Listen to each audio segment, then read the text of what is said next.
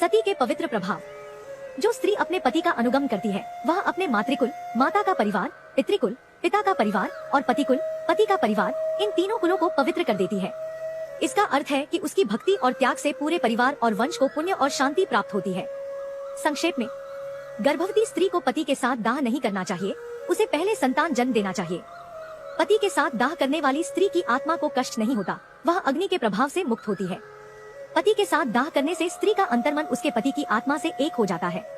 पति के बिना दाह करने तक स्त्री पूरी तरह मुक्त नहीं होती, इसलिए उसे पति की सेवा करनी चाहिए। अग्नि में पति के साथ चढ़ने वाली स्त्री को स्वर्ग में अत्यंत सम्मान मिलता है। वह अपने और अपने कुलों के लिए पुण्य और पवित्रता का कारण बनती है। मनुष्य के शरीर और उसके पश्चात की यात्रा का वर्णन। मनुष्य के शरीर में लगभग 3.5 करोड़ 3.5 करोड़ रोमकूप होते हैं, जो बहुत ही सूक्ष्म और अनगिनत होते हैं।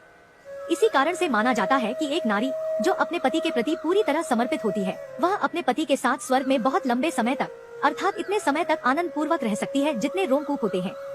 स्वर्ग में पति पत्नी का सुखद जीवन।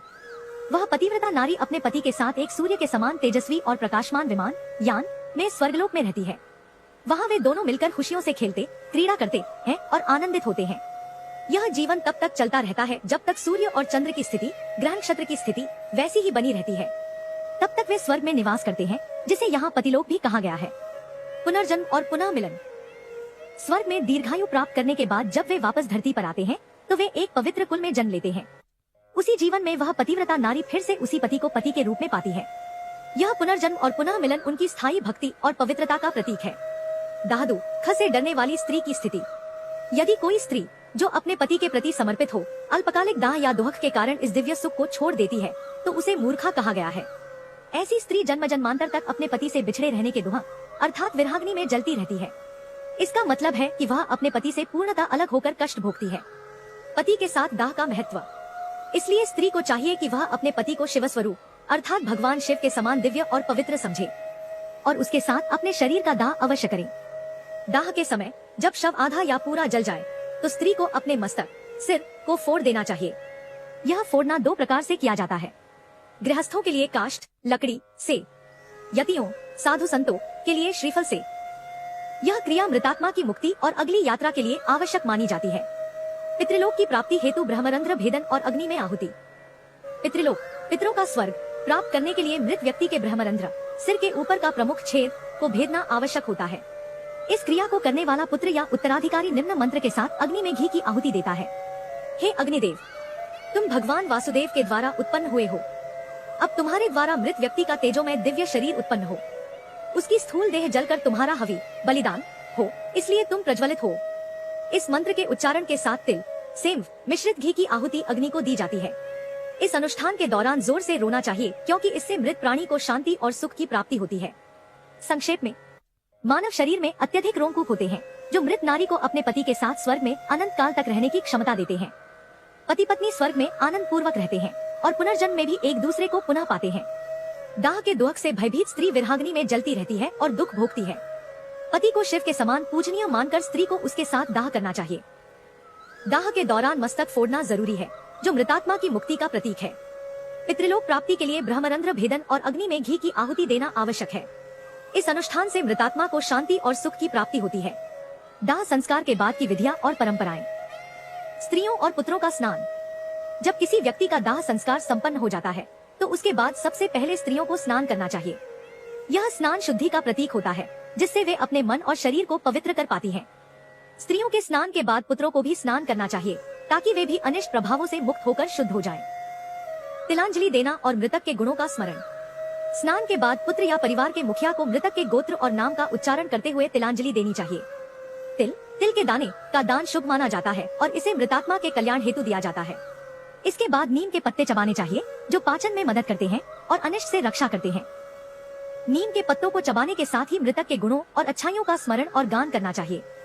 यह मृतात्मा के प्रति सम्मान और श्रद्धा प्रकट करने का तरीका है। स्त्रियों और पुरुषों का क्रमवार घर वापसी। यह नियम भी अत्यंत महत्वपूर्ण है कि घर लौटते समय स्त्रियां पहले चलें और पुरुष पीछे चलें। इस प्रकार से परिवार के सदस्य क्रम में घर पहुँचे। घर पहुंचकर सभी को पुनः स्नान करना चाहिए ताकि वे पूर्णतः शुद्ध हो जाएं।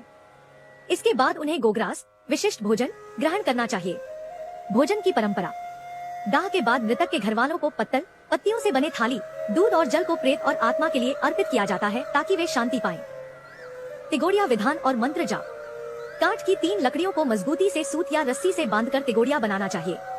इस तिगोड़िया पर एक मिट्टी का पात्र रखा जाता है जिसमें दूध और जल भरा होता है। इसके बाद निम्न मंत्र का उच्चारण करना चाहिए। हे प्रेत, तुम श्मशान की आग से जले हुए हो, बंधुओं से परित्यक्त हो, यह जल और दूध तुम्हारे लिए है, इसमें स्नान करो और इसे पियो। यह मंत्र मृतात्मा को शुद्धि और तृप्ति प्रदान करने के लिए होता है। ध्यान दे कि दूध और जल अलग अलग पात्रों में रखना चाहिए और प्रत्येक को अलग अलग संबोधित करना चाहिए। अस्थि संचय का नियम।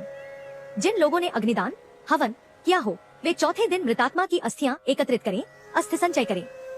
जो लोग अग्निदान नहीं कर पाए हों, वे अस्थि संचय को दूसरे या तीसरे दिन करें, लेकिन उस दिन का चयन निषिद्ध वार और तिथि को ध्यान में रखकर करना चाहिए। संक्षेप में, दाह के बाद स्त्रियों और पुत्रों को क्रमशः स्नान करना चाहिए। मृतक के नाम और गोत्र का उच्चारण करके तिलांजलि देना आवश्यक है। मृतक के गुणों का स्मरण करते हुए नीम के पत्ते चबाएं। स्त्रियां पहले घर जाएं, पुरुष पीछे, फिर पुनः स्नान कर गोग्रास ग्रहण करें। मृतक के स्थान को 12 दिन तक दीपक जलाकर पूजना चाहिए। 3 दिनों तक श्मशान या चौराहे पर दूध और जल दान करें। काठ की 3 लकड़ियों से तिगोड़िया बनाकर दूध और जल से भरे पात्र पर मंत्र जाप करें। अग्निदान करने वालों के लिए चौथे दिन, अन्य के लिए दूसरे या तीसरे दिन अस्थि संचय करें। आपके द्वारा दिए गए श्लोक और विधि विवरण को विस्तार से सरल शब्दों में समझाता हूँ। अस्थि संचय के समय किए जाने वाले अनुष्ठान और क्रियाएं। श्मशान में स्नान और पवित्रता। अस्थि संचय यानी मृतक की अस्थियों को इकट्ठा करने के लिए सबसे पहले श्मशान भूमि पर जाकर स्नान करना अनिवार्य है। यह स्नान मन और शरीर की पवित्रता के लिए किया जाता है ताकि आगे जो भी कर्म हो वे शुद्ध और प्रभावशाली हों। उनके सूत्र और पवित्री धारण। स्नान के बाद पुत्र को अपने शरीर पर उनका सूत्र, एक प्रकार की डोरी, बांधना चाहिए और पवित्र धागा पहनना चाहिए। यह शुद्धि और आध्यात्मिक रक्षा का प्रतीक है। माश, उड़द की बलि और मंत्रों का जाप। इसके बाद पुत्र को यमायत्वा यजुर्वेद मंत्र का उच्चारण करते हुए माश, उड़द की दाल की बलि देनी चाहिए। यह बलि श्मशान वासियों या भूत प्रेतों को समर्पित होती है। इस अनुष्ठान के साथ मृतक की मुक्ति के लिए 3 बार शव की परिक्रमा करनी चाहिए। चितास्थान की पूजा। चितास्थान शव दाह स्थल को पहले दूध से और फिर जल से सींचा जाता है ताकि वह पवित्र हो जाए। इसके बाद अस्थि संचय की प्रक्रिया आरंभ होती है। अस्थियों की शुद्धि और श्राद्ध। अस्थियों को पलाश के पत्ते पर रखा जाता है, फिर उन अस्थियों को दूध और जल से धोया जाता है। अस्थि धोने के बाद मिट्टी के पात्र में रखा जाता है। इस पात्र पर यथाविधि श्राद्ध और पिंडदान करना चाहिए। त्रिकोण स्थंडिल और पिंडदान। एक त्रिकोण आकार का स्थंडिल स्थान बनाया जाता है और उसे गोबर से पूरी तरह से लेपित किया जाता है। यह स्थान दक्षिणाभिमुख होता है। त्रिकोण के तीनों कोनों पर 3 पिंडदान किया जाता है।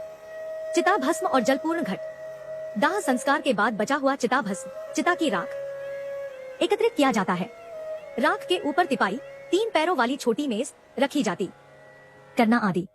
जब कोई व्यक्ति पंचक नक्षत्रों धनिष्ठा का उत्तरार्ध, शतभिषा, पूर्वा भाद्रपद, उत्तरा भाद्रपद, रेवती में मृत्यु को प्राप्त होता है तो शास्त्रों के अनुसार उसका सीधा दाह संस्कार करना उचित नहीं माना जाता, क्योंकि इससे परिवार को अशुभ परिणाम भुगतने पड़ सकते हैं, जैसे और लोगों की मृत्यु, रोग, अपयश आदि।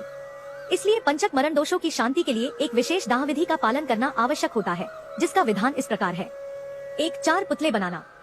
सबसे पहले कुशा, पवित्र घास से 4 पुतले बनाए जाते हैं। ये पुतले उस व्यक्ति के चारों ओर या समीप रखे जाते हैं। 2 नक्षत्र मंत्रों से अभिमंत्रण। इन पुतलों को पंचक के संबंधित नक्षत्र मंत्रों से अभिमंत्रित किया जाता है। यानी हर नक्षत्र, धनिष्ठा, शतभिषा, पूर्वा भाद्रपद, उत्तरा भाद्रपद, रेवती के लिए एक विशेष मंत्र होता है, जिससे उस दोष का निवारण किया जाता है। 3 पुतलों में प्रतप्त सुवर्ण, तपाया हुआ सोना रखना। इन पुतलों में तपाया हुआ सोना, प्रतप्त सुवर्ण रखा जाता है। यह सुवर्ण दान और शांति का प्रतीक होता है, जिससे दोष की तीव्रता कम होती है। 4 हवन होम करना। इसके बाद नक्षत्रों के मंत्रों से होम किया जाता है, यानी अग्नि में आहुति दी जाती है। 5 वेद मंत्र से संपुटित हवन। हवन करते समय विशेष रूप से प्रेता जयता नर इंद्रो व शरण यक्षतु मंत्र का प्रयोग किया जाता है। यह मंत्र ऋग्वेद 10.103.13 और यजुर्वेद 17.46 में आता है। इसका अर्थ है, प्रेत को विजय प्राप्त हो, नर इंद्र देवता तुमको सुख और शांति प्रदान करें।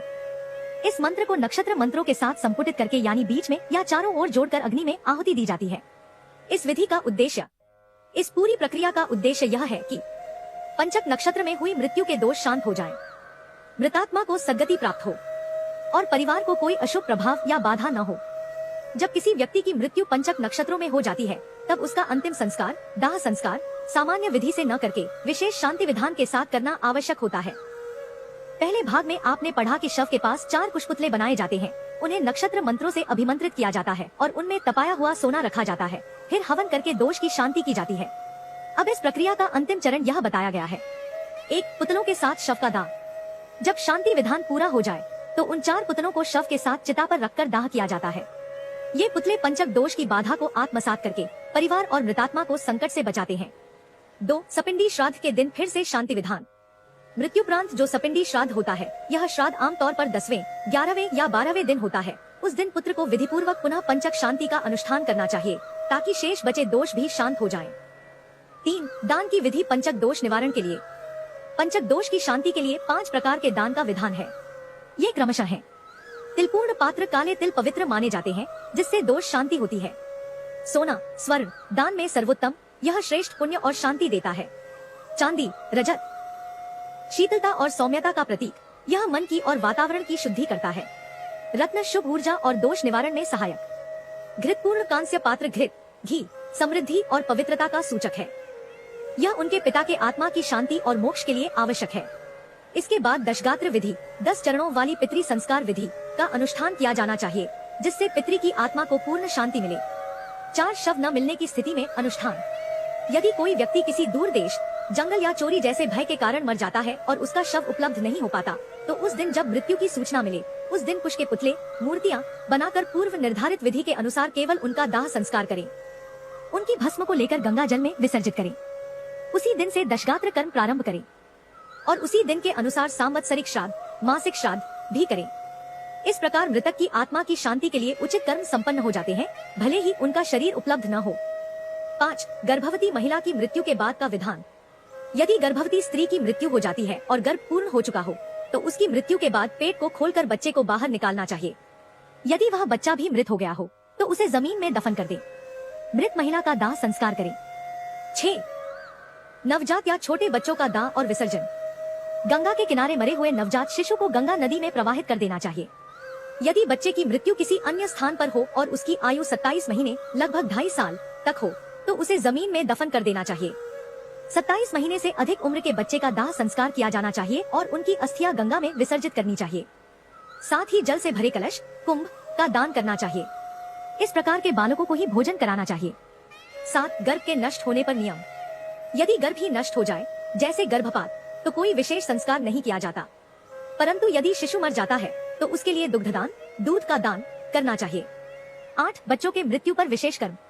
यदि बालक का निधन चूड़ाकरण पहली कंघी से पहले हो या वह 3 वर्ष से कम आयु का हो, तो उसके लिए जलपूर्ण कलश का दान करना चाहिए और खीर का भोजन कराना चाहिए।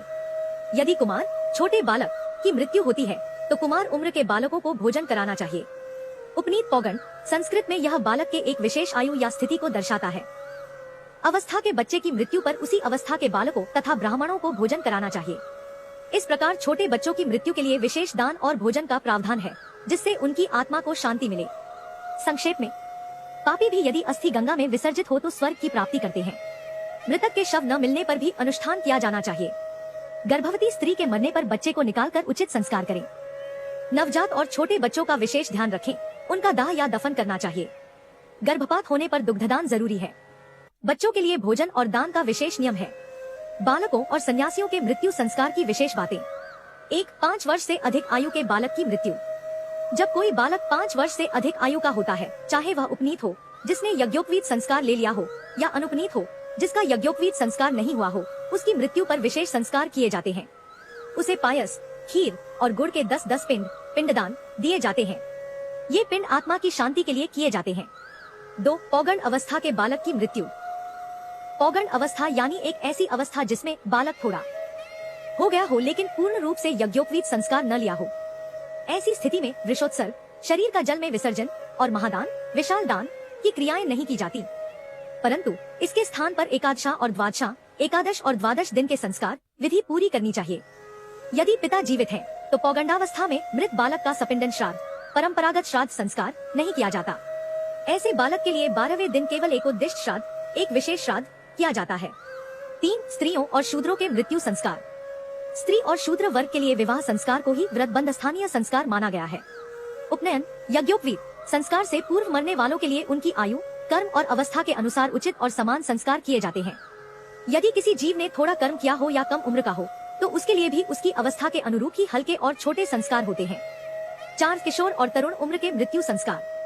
किशोर और तरुण उम्र के व्यक्ति की मृत्यु पर अधिक विस्तृत संस्कार होते हैं, जैसे शय्यादान, शवदान, वृषोत्सर्ग, जल विसर्जन, पददान, पदादान, महादान, विशाल दान, गोदान, गाय दान आदि।